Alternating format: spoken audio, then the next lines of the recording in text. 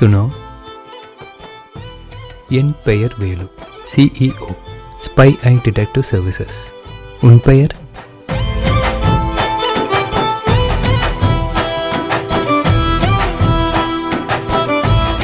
பேர் சொல்லாம வந்துட்டேன். பேட் மேனர்ஸ் இல்ல, அதான். சொல்லுங்க கேட்போம். ரத்தி. ஐயோ,